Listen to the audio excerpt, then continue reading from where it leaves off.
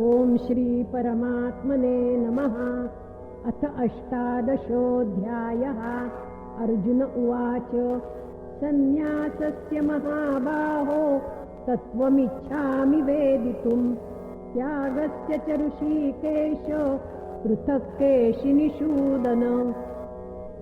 श्रीभगवानुवाच काम्यानां कर्मणान्यासं सन्न्यासं कवयो विदुः सर्वकर्मफलत्यागं प्राहुस्त्यागं विचक्षणाः। त्याज्यं दोषवदित्येके कर्म प्राहुर्मनीषिणः यज्ञदानतपः कर्म न त्याज्यमिति चापरे निश्चयं शृणु मे तत्र त्यागे भरतसत्तम। त्यागो हि पुरुषव्याघ्र त्रिविधः सम्प्रकीर्तितः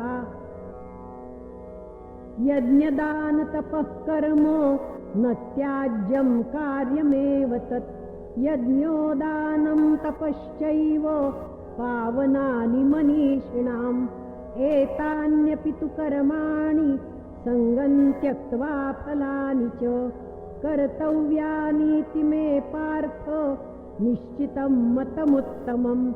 नियतस्य तु सन्न्यासः कर्मणो नोपपद्यते मोहात् तस्य परित्यागस्तामसः परिकीर्तितः।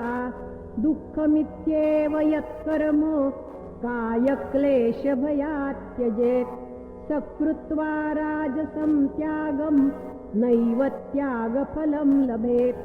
कार्यमित्येव यत्कर्म नियतं क्रियतेऽर्जुन सङ्गं त्यक्त्वा फलं चैव सत्यागः सात्विको मतः। न द्वेष्ट्य कुशलं कर्म कुशलेनानुषज्यते त्यागी सत्त्वसमाविष्टो मेधावी छिन्न संशयः। न हि देहभृता शक्यं त्यक्तुं कर्माण्यशेषतः यस्तु कर्मफलत्यागी सत्यागीत्यभिधीयते। अनिष्टमिष्टं मिश्रं च त्रिविधं कर्मणः फलं भवत्यत्यागिनां प्रेत्य न तु सन्न्यासिनां क्वचित्। पञ्चैतानि महाबाहो कारणानि निबोध मे सांख्ये कृतान्ते प्रोक्तानि सिद्धये सर्वकर्मणाम्। अधिष्ठानं तथा कर्ता करणं च पृथग्विधं विविधाश्च पृथक् चेष्टा दैवं चैवात्र पञ्चमम्। शरीरवाङ्मनोभिर्यत् कर्म प्रारभते नरः न्याय्यं वा विपरीतं वा पञ्चैते तस्य हेतवः। तत्रैवं सति कर्तारम् आत्मानं केवलं तु यः पश्यत्य कृतबुद्धित्वात् न स पश्यति दुर्मतिः। यस्य नाहङ्कृतो भावो बुद्धिर्यस्य न लिप्यते हत्वापि स इमान् लोकान् न हन्ति न निबध्यते। ज्ञानं ज्ञेयं परिज्ञाता त्रिविधा कर्म चोदना करणं कर्म कर्तेति त्रिविधः कर्म संग्रहः। ज्ञानं कर्म च कर्ता च त्रिधैव गुणभेदतः प्रोच्यते गुणसङ्ख्याने यथावत् श्रुतान्यपि।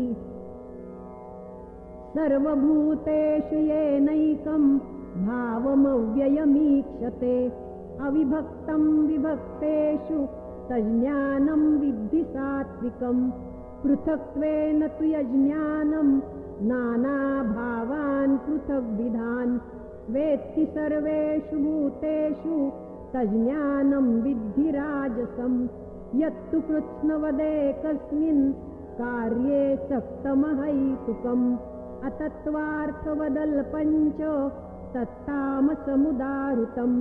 नियतं सङ्गरहितम् अरागद्वेषतः कृतम् अफलप्रेप्सुना कर्म यत्तत् सात्विकमुच्यते। यत्तु कामेप्सुना कर्म साहंकारेण वा पुनः क्रियते बहुलायासं तद्राजसमुदाहृतम्। अनुबन्धं क्षयं हिंसाम् अनवेक्ष्य च पौरुषम् मोहादारभ्यते कर्म यत्तत्तामसमुच्यते। मुक्तसङ्गो नहं वादी धृत्युत्साहसमन्वितः सिद्ध्यसिद्ध्यो निर्विकारः कर्ता सात्विक उच्यते। रागी कर्मफलप्रेप्सुर्लुब्धो हिंसात्मको शुचिः हर्षशोकान्वितः कर्ता राजसः परिकीर्तितः। अयुक्तः प्राकृतस्तब्धः शठो नैष्कृतिको लसः विषादी दीर्घसूत्री च कर्ता तामस उच्यते। बुद्धेर्भेदं धृतेश्चैव गुणतस्त्रिविधं शृणु प्रोच्यमानमशेषेण पृथक्त्वेन धनञ्जय। प्रवृत्तिञ्च निवृत्तिञ्च कार्याकार्ये भयाभये बन्धं मोक्षञ्च या वेत्ति बुद्धिः सा पार्थ सात्विकी। यया धर्ममधर्मञ्च कार्यञ्चाकार्यमेव च अयथावत् प्रजानाति बुद्धिः सा पार्थ राजसी। अधर्मं धर्ममिति या मन्यते तमसावृता सर्वार्थान् विपरीतांश्च बुद्धिः सा पार्थ तामसी। धृत्या यया धारयते मनः प्राणेन्द्रियक्रियाः योगेनाव्यभिचारिण्या धृतिः सा पार्थ सात्विकी। यया तु धर्मकामार्थान् धृत्या धारयतेऽर्जुन प्रसंगेन फलाकाङ्क्षी धृतिः सा पार्थ राजसी। यया स्वप्नं भयं शोकं विषादं मदमेव च न विमुञ्चति दुर्मेधा धृतिः सा पार्थ तामसी। सुखं त्विदानीं त्रिविधं शृणु मे भरतर्षभो अभ्यासाद्रमते यत्र दुःखान्तं च निगच्छति। यत्तदग्रे विषमिव परिणामे मृतोपमं तत्सुखं सात्विकं प्रोक्तम् आत्मबुद्धिप्रसादजम्। विषयेन्द्रियसंयोगात् यत्तदग्रे मृतोपमं परिणामे विषमिव तत्सुखं राजसं स्मृतम्। यदग्रे चानुबन्धे च सुखं मोहनमात्मनः निद्रालस्य प्रमादोत्थं तत्तामसमुदाहृतम्।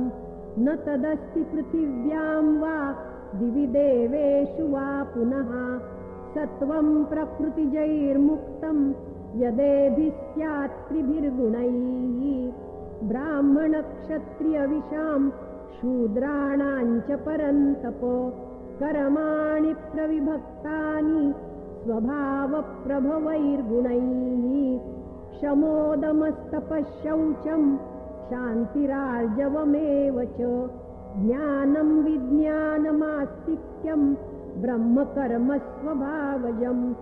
शौर्यं तेजोधृतिर्दाक्ष्यं युद्धे चाप्यपलायनं दानमीश्वरभावश्च क्षात्रं कर्म स्वभावजम्। कृषिगौरक्षवाणिज्यं वैश्यकर्म स्वभावजम्। परिचर्यात्मकं कर्म शूद्रस्यापि स्वभावजम्। स्वे स्वे कर्मण्यभिरतः संसिद्धिं लभते नरः स्वकर्मनिरतः सिद्धिं यथा विन्दति तच्छृणु। यतः प्रवृत्तिर्भूतानां येन सर्वमिदं ततं स्वकर्मणा तमभ्यर्च्य सिद्धिं विन्दति मानवः। श्रेयान् स्वधर्मो विगुणः परधर्मात् स्वनुष्ठितात् स्वभावनियतं कर्म कुर्वन्नाप्नोति किल्बिषम् सहजं कर्म कौन्तेय सदोषमपि न त्यजेत् सर्वारम्भा हि दोषेण धूमेनाग्निरिवावृताः असक्तबुद्धिः सर्वत्र जितात्मा विगतस्पृहः नैष्कर्म्यसिद्धिं परमां सन्न्यासेनाधिगच्छति सिद्धिं प्राप्तो यथा ब्रह्म तथाप्नोति निबोध मे समासेनैव कौन्तेय निष्ठा ज्ञानस्य या परा बुद्ध्या विशुद्धया युक्तो धृत्यात्मानं नियम्य च शब्दादीन् विषयांस् त्यक्त्वा रागद्वेषौ व्युदस्य च विविक्तसेवी लघ्वाशी यतवा कायमानसः ध्यानयोगपरो नित्यं वैराग्यं समुपाश्रितः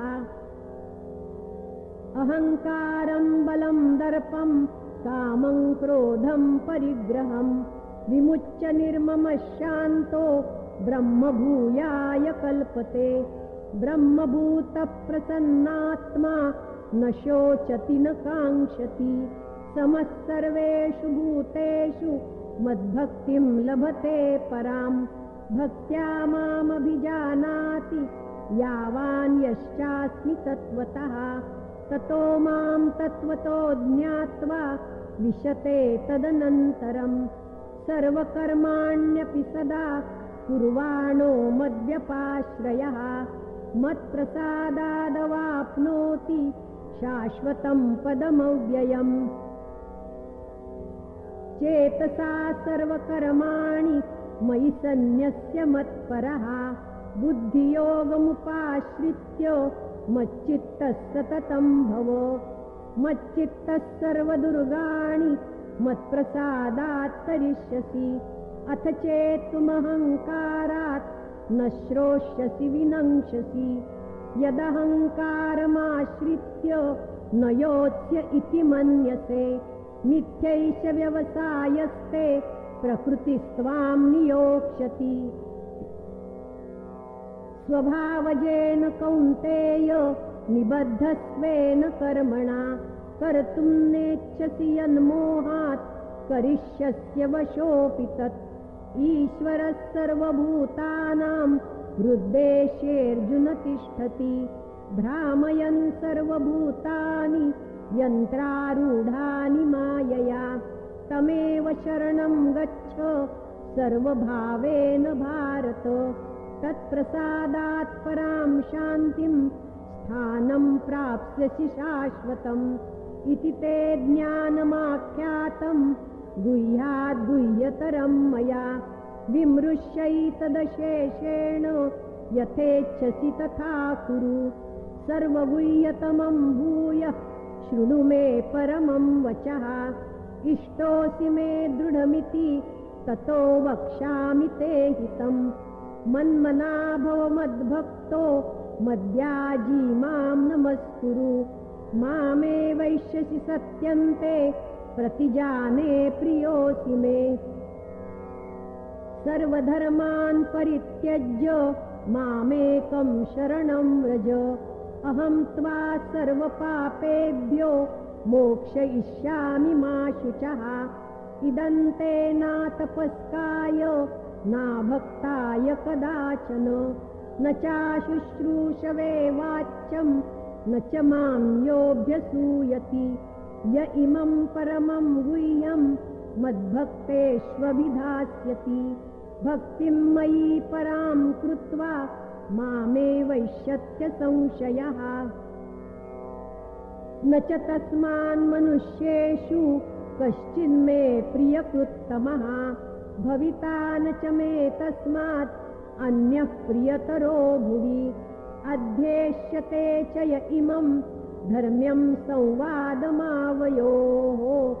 ज्ञानयज्ञेन तेनाहम् इष्टस्यामिति मे मतिः श्रद्धावाननसूयश्च शृणुयादपि यो नरः सोऽपि मुक्तः शुभान् लोकान् प्राप्नुयात् पुण्यकर्मणां कच्चिदेतच्छ्रुतं पार्थ त्वयैकाग्रेण चेतसा कच्चिदज्ञानसम्मोहः प्रनष्टस्ते धनञ्जय।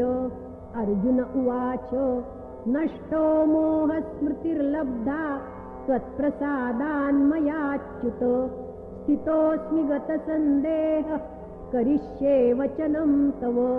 सञ्जय उवाच इत्यहं वासुदेवस्य पार्थस्य च महात्मनः संवादमिममश्रौषम् अद्भुतं रोमहर्षणम्। व्यासप्रसादात् श्रुतवान् एतद्गुह्यमहं परं योगं योगेश्वरात् कृष्णात् साक्षात् कथयत स्वयं। राजन् संस्मृत्य संवादमिममद्भुतं केशवार्जुनयोः पुण्यं हृष्यामि च मुहुर्मुहुः। तच्च संस्मृत्य रूपमत्यद्भुतं हरेः विस्मयो मे महान् राजन् हृष्यामि च पुनः पुनः। यत्र योगेश्वरः कृष्णो यत्र पार्थो धनुर्धरः तत्र श्रीर्विजयो भूतिर्ध्रुवा नीतिर्मतिर्मम।